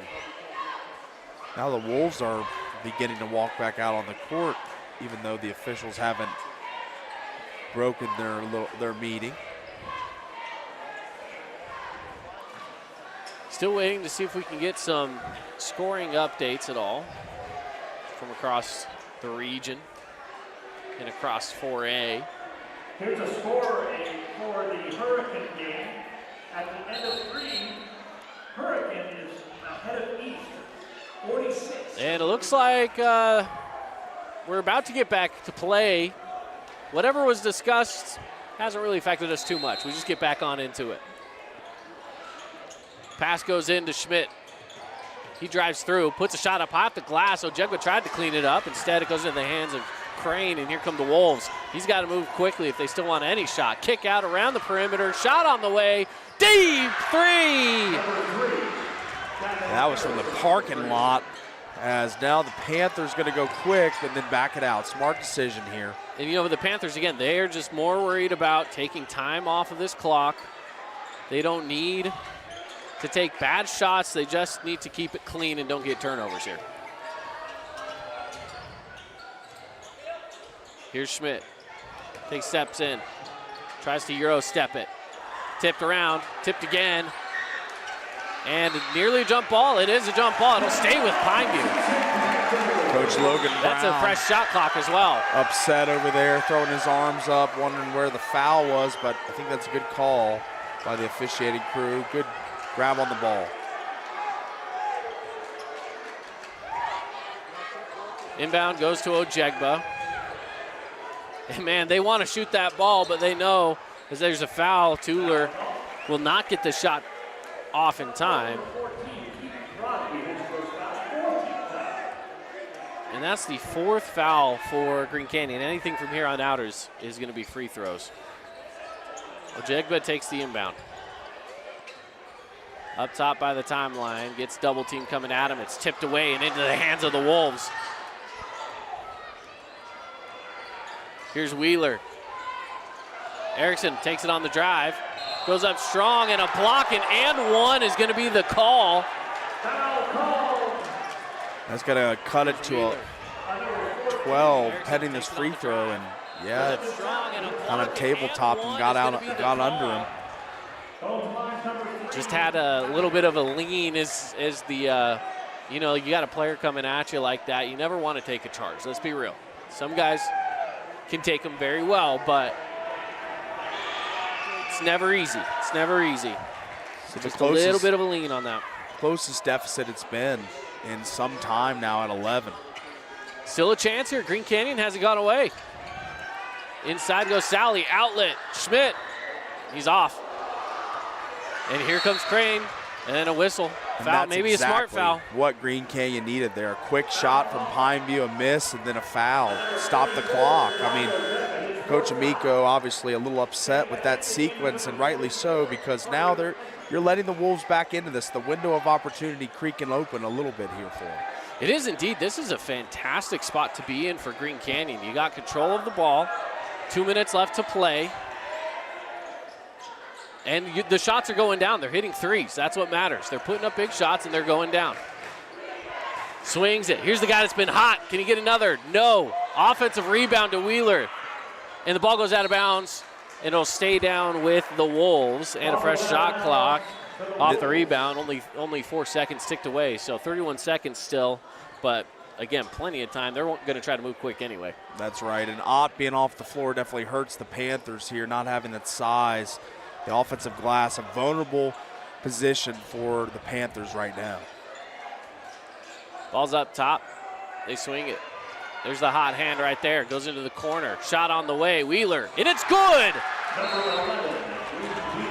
then timeout Pineview, as this has been a run this was a 21-point game in some spots, and whittled down to 14-12, now all the way down to 8. And 8? Listen, 8 points with 2 minutes left to play. That is definitely a comeback waiting to happen. Not like they've been outscored by much here, 15-11 here in the 4th, but enough that it's got to be a little worrisome right now for this Pineview Panther team. Oh yeah, absolutely. The Wolves shooters are starting to heat up. They're getting offensive boards. They're crashing the glass at a really high rate right now. I think the intensity meter a little higher on the Green Canyon sideline. They understand they're playing with desperation. They don't want to go home in the second round of the state playoffs, and they're showing it. And it's not too little too late with 8 points and plenty of time. Turnovers, a lot of things can happen for you, a lot of variables to get them back into this one. So the Panthers still lead, but they have gone, I believe, 9 unanswered, 3 threes, 9 unanswered. Here we go, 1:45 left to go in the ball. So I'd expect the Green press. Canyon's making runs, man. They're doing everything they need right now. That's right. Full court pressure. Jegba's going to get it in quickly. Double team coming. Ranson push the ball up court. Sally gets fouled. Great break of the press there. Just coordinated passing, finding the open man. Open pockets of space to dribble to, not throwing it in any corners. That was excellent execution. Get the ball across the timeline. So they send Preston Sally to the line, and maybe this was even the smart play to make here. Sally just, again, coming off of the bench. He's not being the starter, right? Hasn't seen the floor in as many minutes. Might be a little cold. He would probably be the best guy to put at the line here as he misses the first. Everyone else in that lineup for a fact are shooters. That's as right. They've been scoring all night. A lot of minutes Tough of position game for the time. young man to be in right now, Preston Sally. Yeah, Sally, good, tough spot here. Pressure pack situation. Second free throw is off the rim. That's tipped, and that nearly went out of bounds. Good hustle there by Etherington. Crane. He'll take a drive against Ojegba, spins it, goes up, no good. Rebounded by Jelani. And a foul. That'll send Jelani to the line. Strong board by Ojegba there. That was kind of a, all right, let's slow everything down. Let's get our composure back. Let me get to the line, knock these 2 free throws down, and put us back up by double digits. That's what that felt like from the senior leader. Just taking a little bit of command of the game. Got to knock these down, though, if you're 24 for Pineview.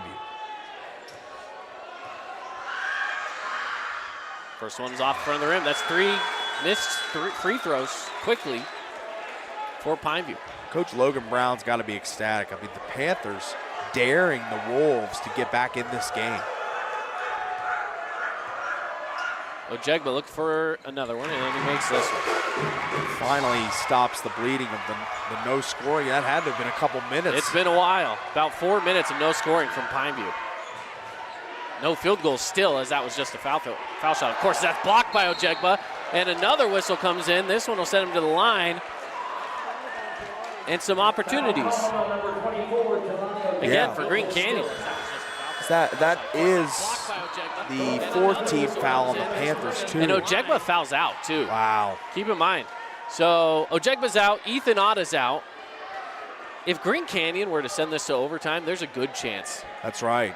Panthers truly in survival mode right now. Damage control, trying just to get out of this game with 2 key starters fouled out.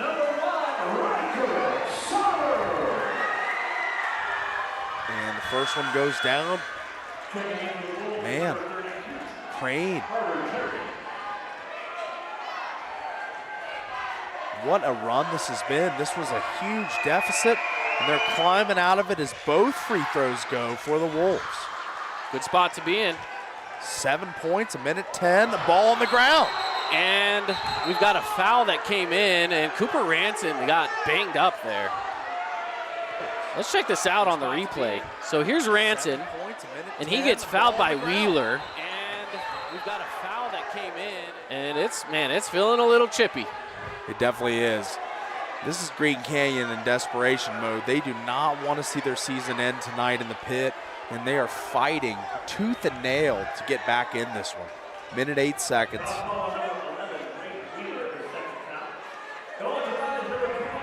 Now Ranson needs these free throws to stretch this lead back out, as right now the Wolves scoring at will. They are. First one's still off the mark, and these free throws are not falling. Big man comes back in, Carter Etherington, 13 points. And some rebounding support, offensive rebounds as well on this end for the Wolves.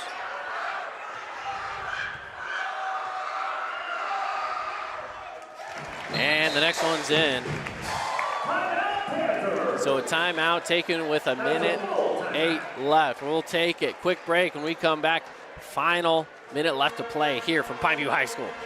Wander around a warehouse store forever and never find the one thing that can make all the difference. A helpful face? Now that's something to consider. Everything your local Bucks A stands for is written on our faces. Welcoming, neighborly, knowledgeable. When you're in need of a helpful face, visit one of our 3 Southern Utah locations. Welcome to the Back Nine. We bring the world's best courses to you. Elevate your game at any time with 24/7 access to top-tier golf technology and expert PGA instructors available. Back Nine Golf is a place to improve your swing for all ages. Join us today. We love giving back to our community, and over the years, we have provided vehicles for families in need, supported local charities, and helped train our first responders. Dealer Collision, your place for collision repair. Today's game is brought to you by Dealer Collision, Coral Canyon Golf Course, Udy and Associates, Fabulous Freddy's, Johnson Pediatric Dentistry, and Great Harvest Bread Company.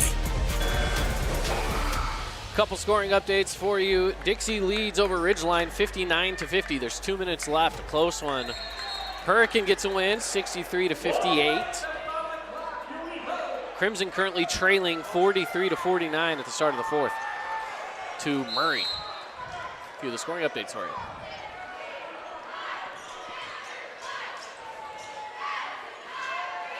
The Wolves in control. Here's Crane backing it out. Erickson, he's been hot. Can't get that one to fall, but an offensive board to the big man. Etherington's been all over that offensive And class. that's why they brought him back in. Wow. And Crane travels. Oh. Big call. I would like to see that again on the Holbrook Asphalt replay as gets by. Picks it up there. Oh, yeah. That's a good call. One extra step. Good call. And now 52 seconds. We're going to see that press come again. And it looks like there's going to be a whistle. Again, it looks like the official's going to talk. I don't know if there's a technical foul or what just happened. I must have missed it as I was looking at some stats. Technical foul against the coach for Green Canyon. Logan Brown incensed on the sideline. As we see if we can catch what he... Yeah, I think we got a little bit of it there on the corner of the screen, but first one's good. Nate Tuller, he's been the go-to guy. Might as well put him at the line in this kind of a moment. And that is just a tough for the Wolves roster that you're down 8, you've got a minute, 52 seconds left, chance to claw back in and technical to your sideline. That's a tough break. Tuller's got 11 in this quarter of the 15. I mean, he's been the one guy keeping this team in it here for Pineview with now a 10-point lead in 52 seconds. And two starters fouled out. Two starters fouled out. By the way, checking in as well is going to be Riker Summer. And Tuller's going to take the inbound pass. Just keep it in Tuller's hands. He's clearly him and Schmidt, the two front runners for our Finlay Subaru player of the game, I think. Oh, yeah, absolutely. Absolutely. So with Tuller back at the line here, chance to continue to add to the lead. And the first one is good. Etherington going offense for defense. And I think, honestly, Paulie, I do think that Tuller's got to be our Finlay Subaru star of the game with the way that he's finished off the game. I would think so. Schmidt hotter in the first half. Schmidt was a first half guy. Tuller's kind of been an all-game guy as he's got 13 in this quarter. And really buoyed him through this tough stretch. Evans with the MVP chance. I think the crowd's letting us know. Is a three's on the way. What a shot. I mean, okay, this guy's been on fire. Gavin Erickson, 4 threes in this quarter. Yeah, he's been sniping them from out there. I mean, it's a lot off those picks. It's been the Erickson-Tuller show here in the fourth quarter. These two kind of going shot for shot. As it's now just a 9-point game, 40 seconds left. That was what they needed, the quick shot. They needed a quick possession. They needed a quick score. They got both things there. Now they need a huge miss from the Panthers. And then, you know, a quick possession again. They only have 40.3 seconds. Not a lot of time, and they're down by 8. So not insurmountable. We've seen leads of 12 and 10, and all these leads disappear in last minutes of games at the high school and college level. This game is far from over. It is indeed. 71-63 is your score on the Wilkinson Southfield Lighting scoreboard with 40 seconds left.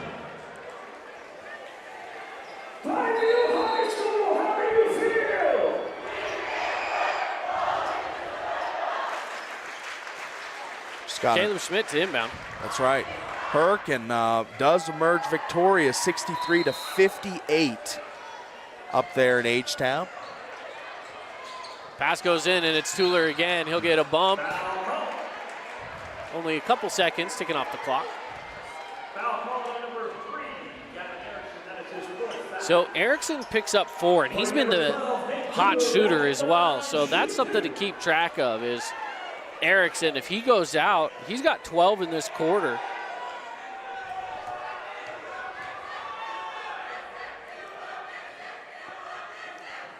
And he makes it.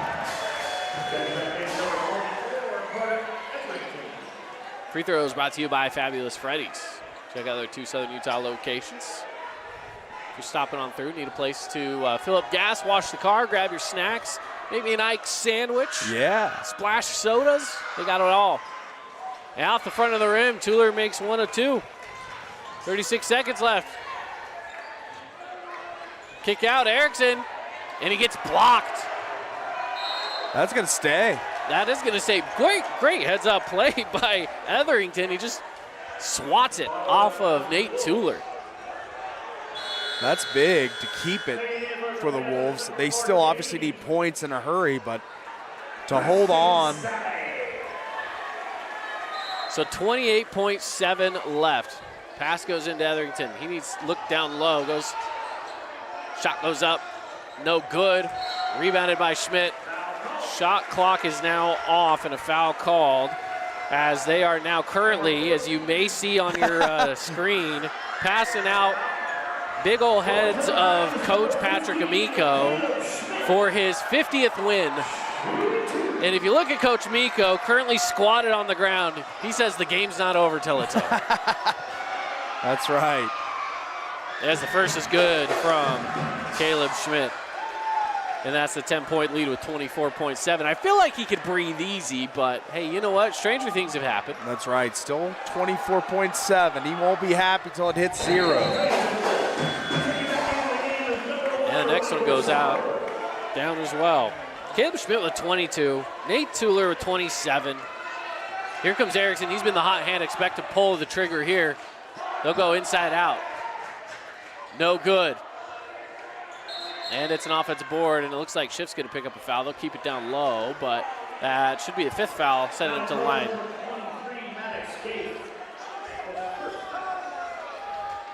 So that will send Etherington to the line. Crimson is now back on top. Crimson Cliffs over Murray, 53-52. Man, that's a game over there. It's a tight one.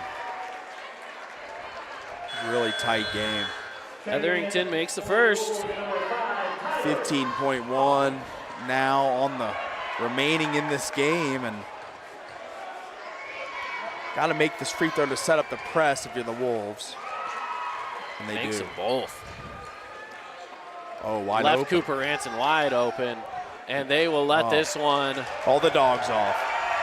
Go all the way to 0. Caleb Schmidt dribbles it out, and Coach Amico gets his 50th win. That's right. After just 3 years as the Pineview Panthers head coach, quite an accomplishment in a region that consistently produces top-tier teams every season. He's put a lot of effort into not only developing athletes, but into developing the school culture, and it's paying off big time.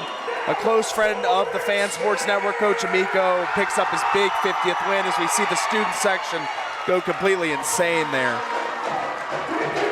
Yeah, congrats They love to Coach their coach. Amico. They love their coach, and they just are now seeing Pineview moving on to the playoffs at Weber State University in Ogden. We'll be seeing Pineview on Wednesday. We'll see who they will face off against. Yeah. I believe, if I'm not mistaken, it's I need to look it up as far as who it is. We'll see who the potential matchup will be.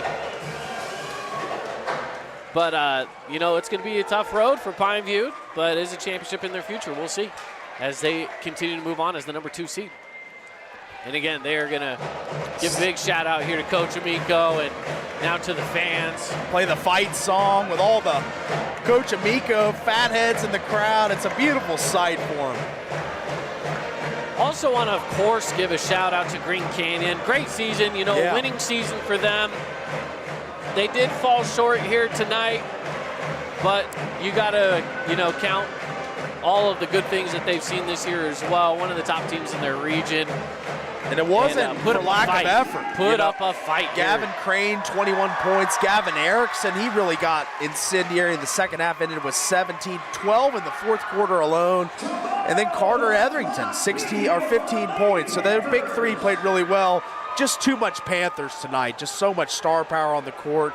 And they were really shooting the ball just so well. Yeah, absolutely. So we see the Pineview Panthers moving on. They'll face the winner of Juan Diego and Timpanogos. Pineview has beat Juan Diego already this season, so we'll see how that one potentially wraps up for them. But Yeah, they move on. By the looks of it, it looks like Crimson Cliffs again, Crimson Cliffs and Murray in a tight one. Hurricane moves on as they got the win over East High School. Hurricane will face the winner of Crimson Cliffs and Murray. Yeah. So that'll be interesting. 2:30 on Wednesday. Pineview will play at 12:50 on Wednesday the 18th, and it's currently a tied game right now for Crimson Cliffs and Murray. So again, we'll keep it kind of locked in on that game. Yeah, And, 1:45 it looks like on the clock from Crimson. And they just got an offensive rebound off of a foul shot. So an opportunity for Crimson to go up. But, man, they are locked into a battle. Coach Amico coming up to hang out with us here on the Fan Sports Network. Toss him a headset. Coach, how's it feel? Second round playoff win, and we heard from a little birdie and we saw the little fatheads throughout the crowd that this was a special win, your 50th at Pineview in just 3 seasons. Yeah, I don't like all the individual accolades, right? This is about the kids. It's about them. It's about their story. I just am so blessed to be a part of it, right? The Lord put me in a great spot to come here to Pineview, to be with my family again, and get to be with these kids that have helped change my life for the better, and I'm just so blessed for it. It was a bit of a battle there towards the end. Green Canyon starting to make a run, but, hey, your guys held strong. I want to talk about Nate Tuller for a second. What a fourth quarter from that young man. Oh, what a game. He started on fire, too. I don't have the box, but I'm sure he was, close to 30 tonight. He 27, yeah, he absolutely killed it, and super proud of him. We talked today in practice, like, when we won a state championship here a couple years ago, I guess it's been 11 years, it wasn't like our top 4 guys that made the winning play, right? It was guy number 5, Kendrick Spencer. He had a beautiful pass to give us to Wilstead to give us a 1-point lead, and then he followed the scout, and we said the kid's going to spin back. He spun back. Kendrick tipped it. We got fouled, and we won a state championship. And that was Nate tonight, all right, with 27. Schmitty with 22. It was a huge night for our guys, and just super proud of him. But I knew Green Canyon would make a run. I said in the Hardwood Hoops thing on St. George News, like, that dude's one of the best coaches in the state, regardless of classification. He's that good. They were in the state championship last year, and we're just lucky to get out of there with a win. That's right. As any playoff win, a big win. And, Coach, talk about the performance of Ethan On. I know he fouled out in this game, but at the same time, man, he had that Carter Etherington on his back all night long, facing a huge size mismatch, and he battled out there. I was really impressed with Odd tonight. Yeah, I was super proud of Ethan and with Maddox. That was the most minutes Maddox has played all season in a row. Like, he battled his butt off, and he didn't quit. Just super proud of Maddox for what he did and what he represents, and Ethan, and they both were huge for us tonight.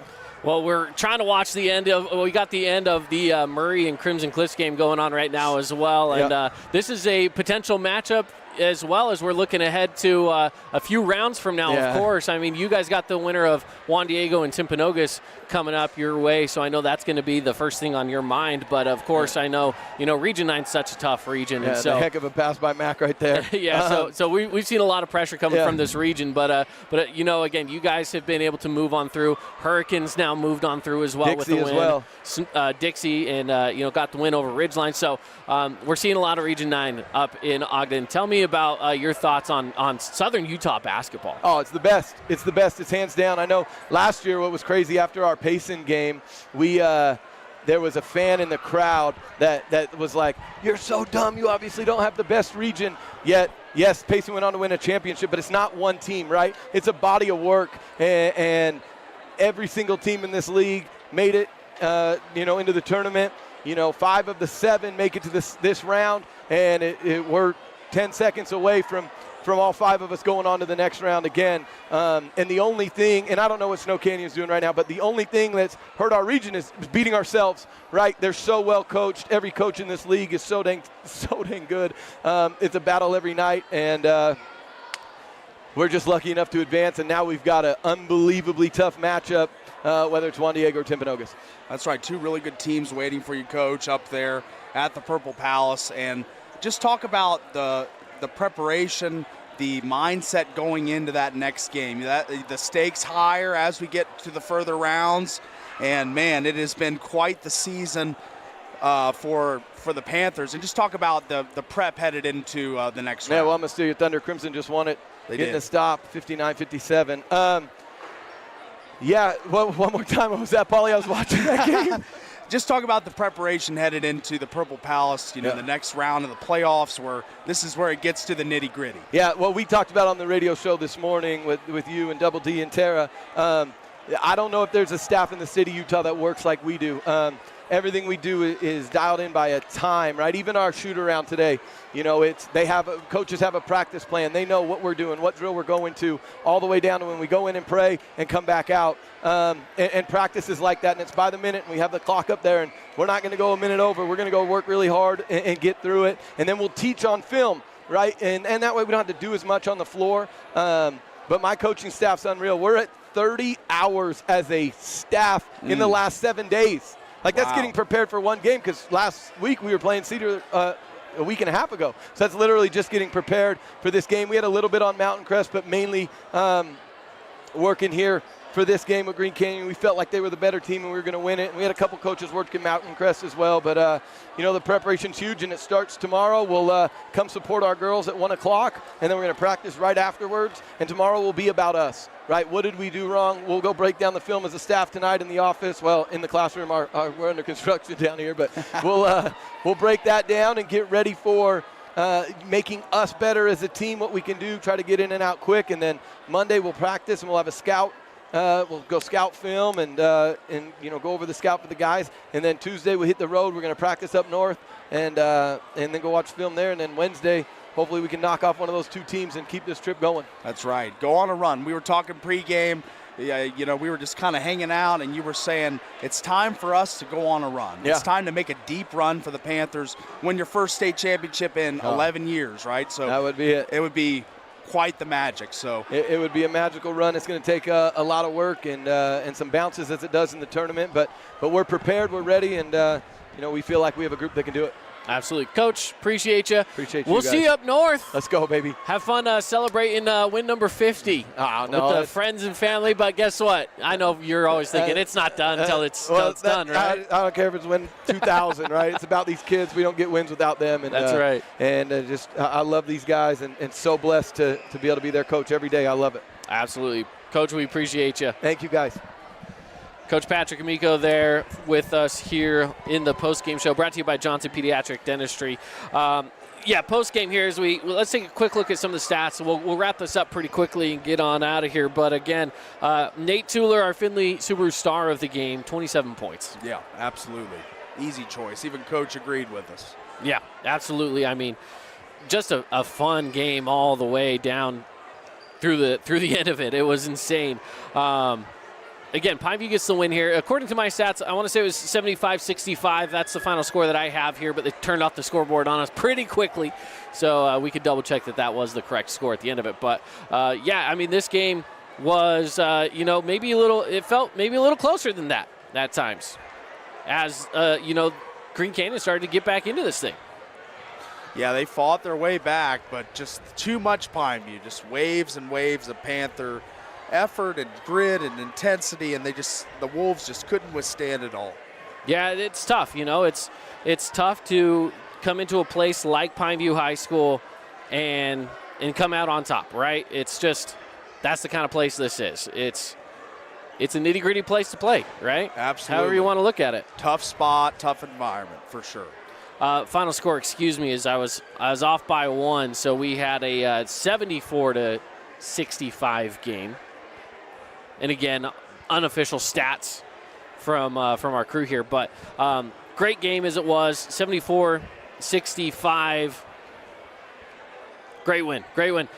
Let's go to off the bench. Let's go Jersey Mike's sub of the game. I think you got to give it to Maddox Schiff here for coming in and playing some big minutes, especially with Ethan Ott fouling out. That's right. I liked the performance from a couple of the bench players, but I think Maddox gets it because just the just the perseverance to come back and play big minutes, meaningful minutes in a playoff game. That's awesome as we see him get his first basket of the game right there on the Holbrook Asphalt replay. Good job, Tara. That was awesome as Maddox. Good feeling for him, wearing that brace, but still out there being productive for these Panthers. Absolutely. So he gets that award. I love it. Our Appliance Wholesalers Plus Playmaker Play of the Game. I think you got to go with the Jelani dunk, yeah, right? That's Especially right. that second one where it was a little cleaner. That's right. It was a little cleaner. Jumping Jelani, then jamming Jelani. Here we go. That's this right. was jamming Jelani. This was jamming Jelani. He was on his pogo stick there. That was a phenomenal quite a way play. up. Phenomenal play. Shout out Tara for being a star producer, getting it ready for us. She's a superstar. She's killing it today. All right. Well, that will just about wrap it up for us. And, our final game being broadcast here in southern Utah for our crew, as we will then head up north. We're going to be a part of the team broadcasting all of the 4A state playoffs with KSL Sports. So that'll be an exciting moment for us as we head on to Weber State. And a handful of teams coming in, getting wins. Skyview gets a win. Hurricane wins. Pineview wins. Crimson Cliffs wins. Dixie wins. I know I just named a lot of Region 9 and a solo Region 11 school, but again, that's just kind of how things are shaping up at the moment. We'll see who else wins, whether number 1 Provo moves on or whether it's going to be Judge Memorial taking them on. I haven't seen the score from that game come through yet. Of course, we've still got other ones. Juan Diego, as we've mentioned, as a 7th seed against Timpanogos. And that's going to be whoever wins that game faces Pineview. So a few different things to look at there. All right, let's wrap it up. It's been fun.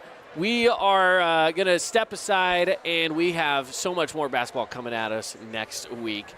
For all of us here, have a fantastic night. Pineview gets the win, 74-65. Have a good one. Create your own relaxing, comfortable space. Boulevard Home offers the guaranteed